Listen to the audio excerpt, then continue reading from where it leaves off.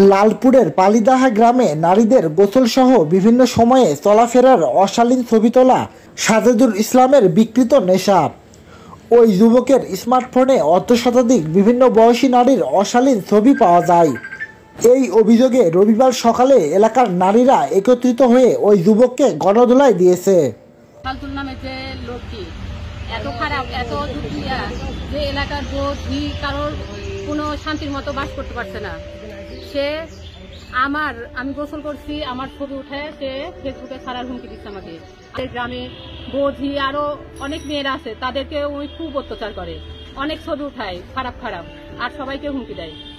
আর তাই জন্য আমরা মেয়েরা সবাইকে ওকে ধরে কিছু মার দিছি।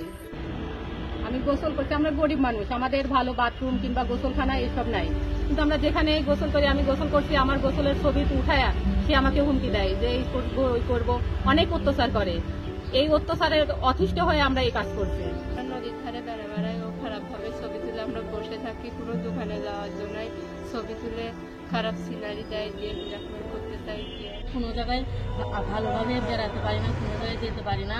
আমরা দোকানে যাই, সে কোনো ছবি তুলে আমরা দোকানে তো কোনো কিছু নিতে যেতেই পারি। নদীর ধারে বেড়াই, আমরা বসে থাকি, সেভাবে বসে থাকি না কেন, ও ছবি তুলে নেগেটিভভাবে ছবি তুলে আমাদের ছবি অন্য সিনারি দিয়ে সবাইকে দেখায়।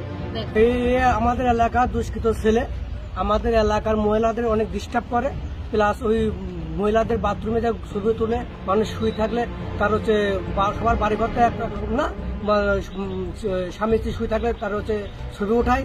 আর ওনার ফোন থেকে আমরা প্রমাণ সহ পাইছি যে অনেক মহিলার আমাদের গ্রামের ফুল ছবি ছিল, যে নেগেটিভ বা ভিডিও সব রকম ছবি পাইছি, পাওয়ার পরে ওনাকে ধরছি। তবে অভিযুক্ত সাজেদুল ইসলাম এসব অভিযোগ অস্বীকার করেন।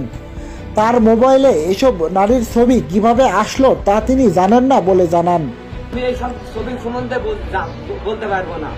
আমার ফোনের ভিতরে ছবি আছে যে ছোট ছোট বাচ্চাদের, গরুর, আমার পরিবারের ছবি আছে। এই সব ছবিগুলা যে কোথা থেকে আসছে আমি বলতে পারবো না। হয়তো ওরাই এইগুলা ঢুকাইছে, ওরাই হয়তো ফোনের ভিতরে ঢুকাইছে এই ছবিগুলা। তদন্ত সাপেক্ষে আইনগত ব্যবস্থা নেওয়ার কথা জানান লালপুর থানার ওসি নাসিম আহমেদ। সজিবুল হৃদয়, লালপুর।